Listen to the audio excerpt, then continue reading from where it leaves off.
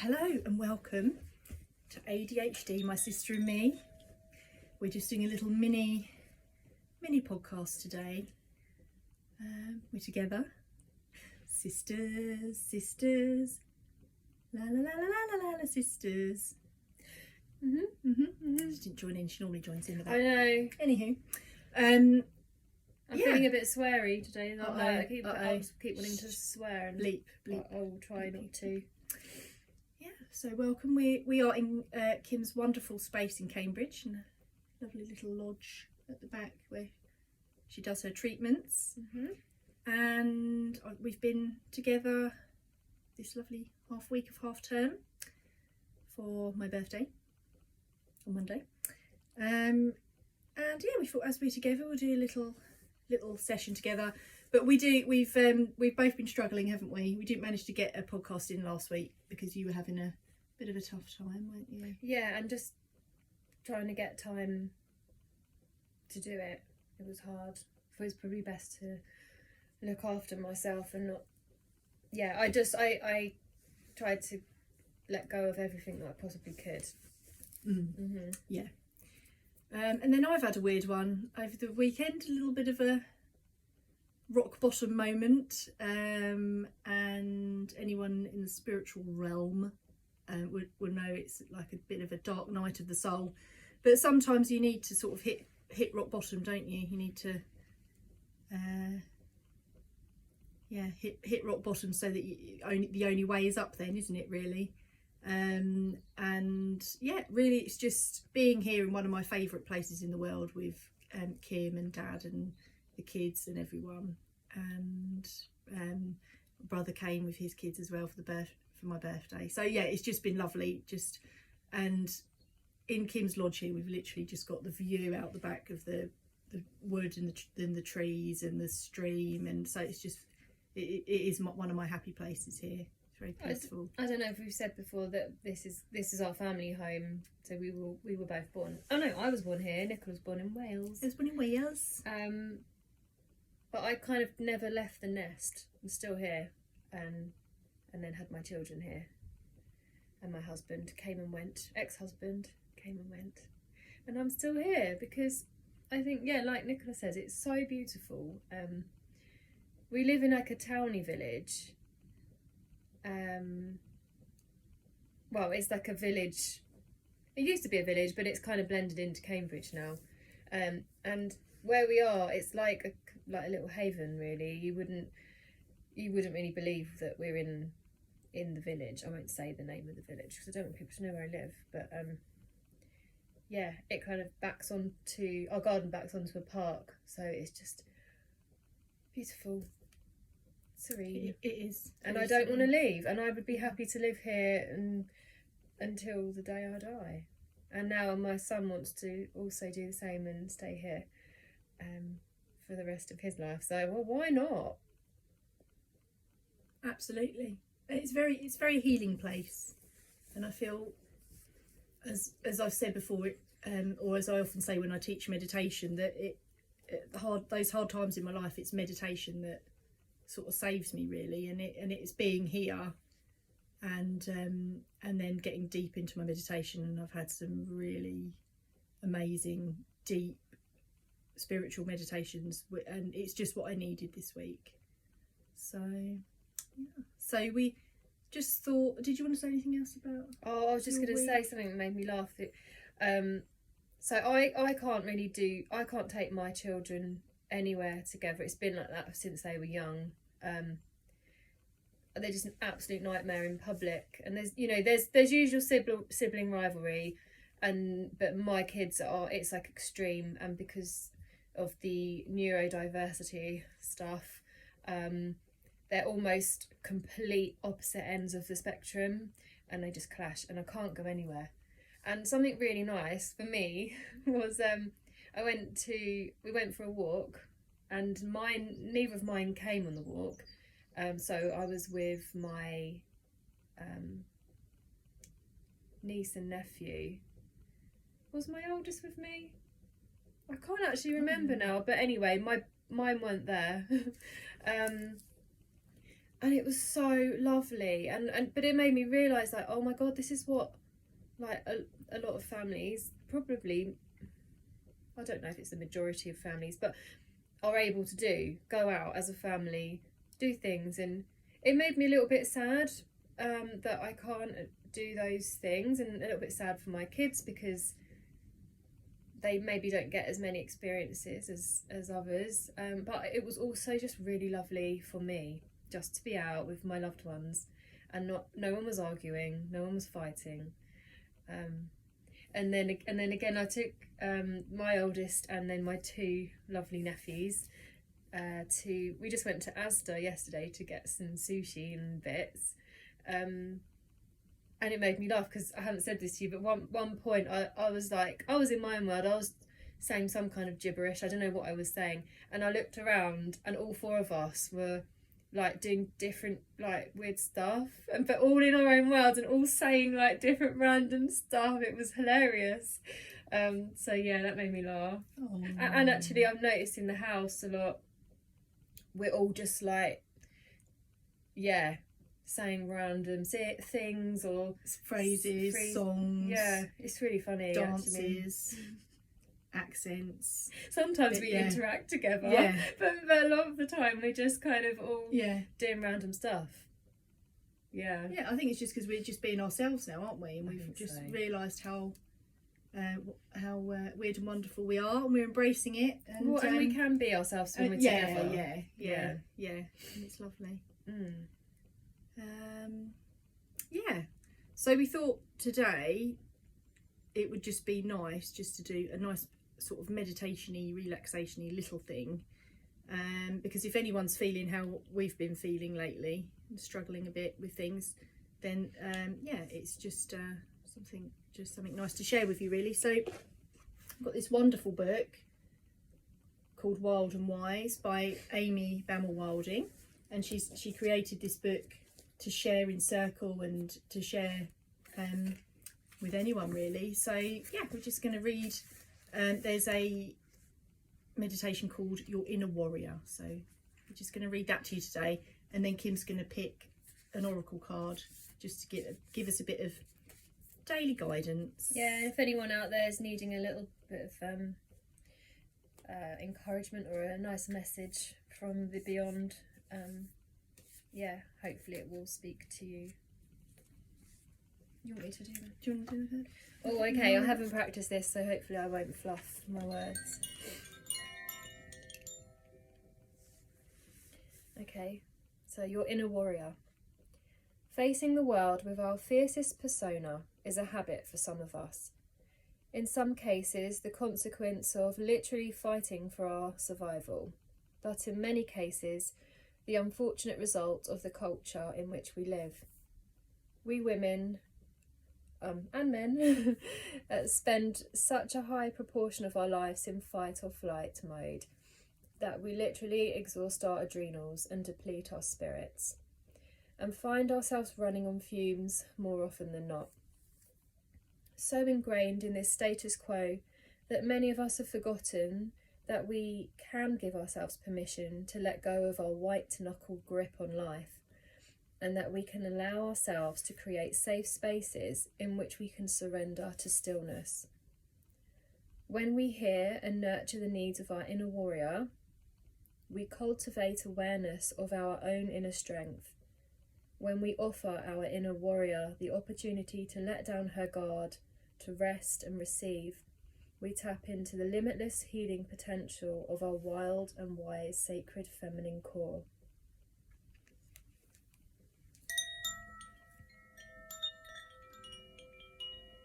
So you might want to just sit back and relax and close your eyes now as I guide you on this meditation. It's dark and you and I are standing together. I offer you a source of light and you take it in your hand, knowing that you will need it for your journey. You know that even though I have come this far with you, the rest of the journey must be yours alone. I hold your hand, sensing your mixed emotions, hesitation, curiosity, and resolve. How will I find her, you ask? Use your heart, I respond. She is waiting for you. She has always been waiting for you. Your inner warrior needs you now, and she knows that now is the time for you to meet face to face. You nod in affirmation, feeling ready for this journey. You have everything you need. I blow you a kiss, one hand over my heart, as you prepare for the journey to meet your inner warrior. You breathe and take a moment to reflect on the times when your inner warrior has risen to protect you, to defend you, to keep you safe. All the times you've survived, either emotionally or physically, because of her. You tune into her energy, feel her emotional vibration. You imagine where she might be. In a flash of insight, you know where she is and you know how to get there. Your journey begins and you travel with confidence to the location of your inner warrior. And when you arrive, she is waiting for you. You see her perhaps for the first time in your life, and she sees you. Beautiful and brave warrior, I am here, you say.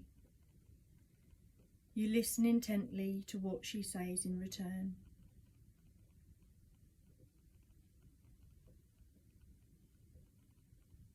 You then say, you have done such an amazing job of keeping me safe, of going to battle for me.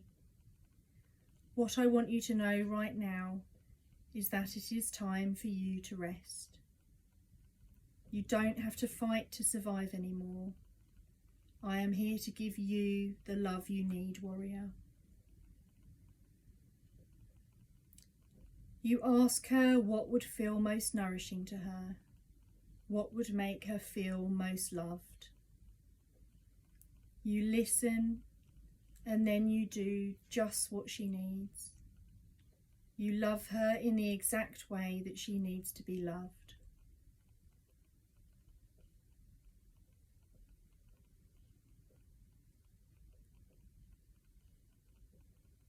You then ask, tell me which part of you is hurting, and then listen to her response.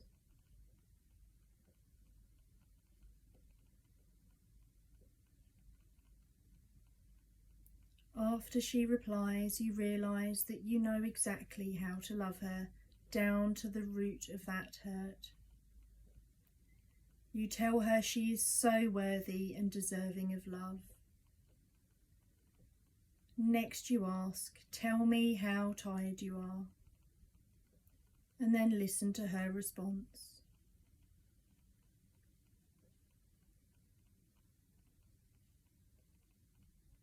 When you hear her reply, you realise you know exactly how to love her down to the core of her exhaustion. You tell her she is so worthy and deserving of rest. And finally you ask, tell me how afraid you are, and then listen to her response.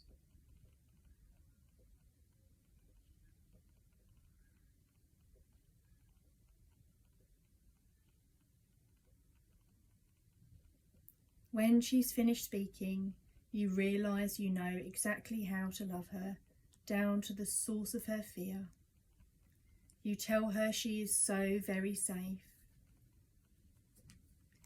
You spend as much time as you need, loving and tending to your warrior's pain and fatigue and fear, reminding her all the while that she is safe, she is loved, and she can rest. You remind her that she has done an amazing job of helping you to survive, and you thank her from the very foundation of your heart and soul. You tell her that it's time for you to make your return, and ask her if there's anything she wishes to say or ask before you leave, and then you listen to her response.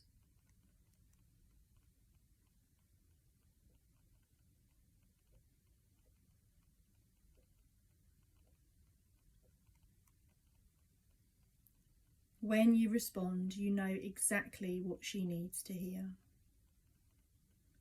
You leave your source of light here with your warrior, knowing you are so very capable of finding your way back, and knowing that she will always be connected to your light. As you return, it's no longer dark, but warm and light with the sunrise.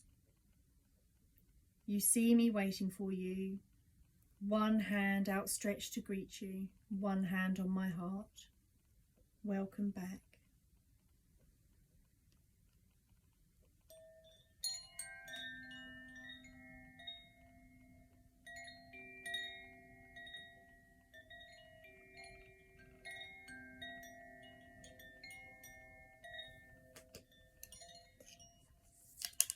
Thank you, Nicola.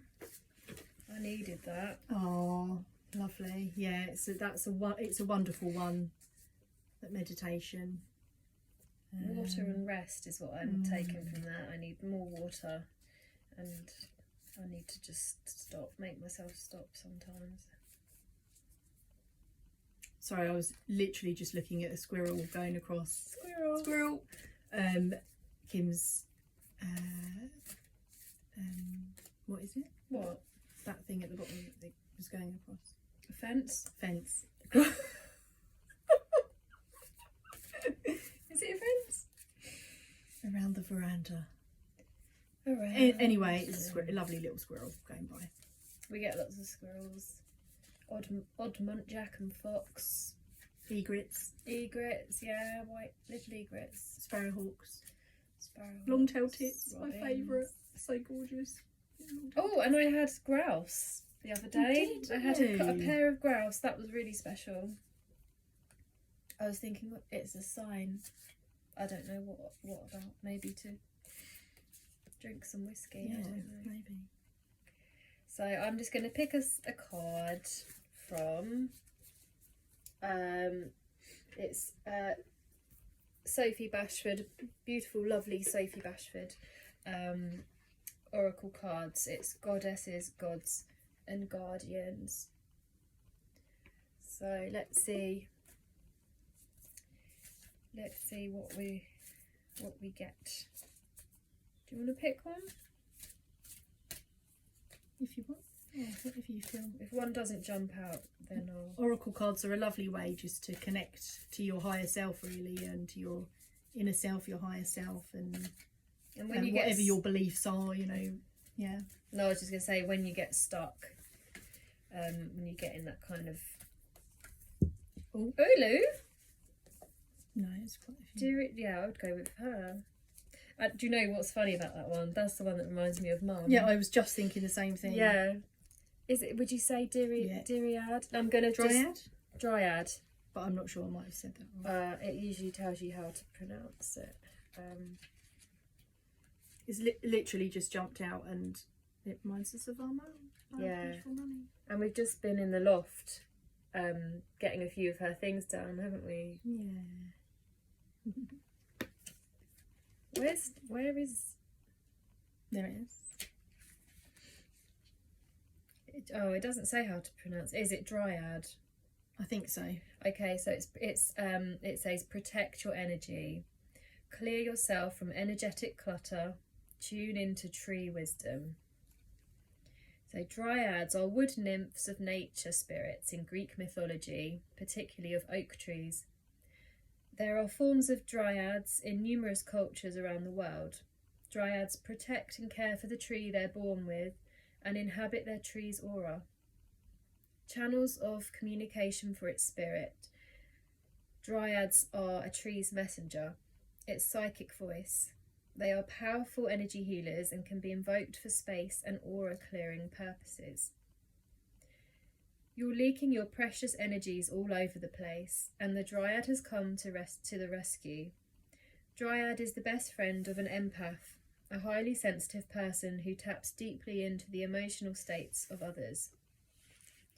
If you're empathetic, you sense someone's feelings and experiences as if they were your own. This is a gift and can make you a wonderful listening ear for your friends. But if you don't take care of your boundaries, it can have a damaging effect on your well-being. How many times have you felt clogged, unbalanced, or drained from being a psychic sponge for everything around you? Dryad offers you this simple energy clearing and protection ritual. Do this exercise morning and evening, especially after being in crowded or emotionally charged environments. Dryad says, imagine yourself inside the aura of a beautiful tree. Ask to be cleared of all energetic toxicity or invisible baggage that isn't yours. This could be other people's emotions, thoughts, and personal soul lessons that you've unconsciously absorbed. To complete the clearing process, visualize a layer of protective light surrounding your body. Finally, consult the tree's spirit wisdom. Ask if there's any message it wants to share with you. Give thanks to the tree. Your aura is refreshed and sealed with Dryad's protection. And additional meanings: take a break from social media, always a good one. Bring plants into your living space to purify the energy. Get involved in tree planting projects and learn more about tree wisdom. And the invocation: I respect and care for my energy field. I recognise the healing power of trees. Which is interesting because Nicola was just chatting to a tree yesterday, weren't you? Literally, I was talking to a Dryad yesterday, a tree, the spirit of the tree. I felt I very much needed to get out in nature and hug some trees, and yeah. And also, it's the protection thing, isn't it? It's the sort of a couple of weeks we've had, and it's just so resonates, doesn't it? Yeah, So, because you can't help getting sucked into dramas and stress and So yeah, it's all about protecting your energy and taking the time you need. If you've had a hard week, hard life, then yeah, it's just do what you need to rejuvenate, replenish, fill your cup, and carry on. So yeah, I hope you enjoyed that today. I know we got a bit spiritual on your ass. And say no. Sorry, that just was coming. I had to say that and say no. Just say no if there's things. If you've got too much, which is what I did last week. I had to just cut things out. Because otherwise your energy is just drained. You have to leave some left for you. Just say no. Better get back to the kids then. And plant life. Get your plants. Anyone who knows me knows I'm a little bit obsessed with plants. Are you going to sing the sister song before we go? No, I'm not ready for that. Not ready for it. I'm not ready. Okay. I've still got a little mask up. La la la la la sisters. Anyway, we sending lots of love to everyone, especially anyone is struggling as well. Needs send you lines of love and good vibes and good stuff, and yeah, all that. Lots of love. Anyone, everyone. Yeah. We'll see you next time. Lots of love. Bye. Bye.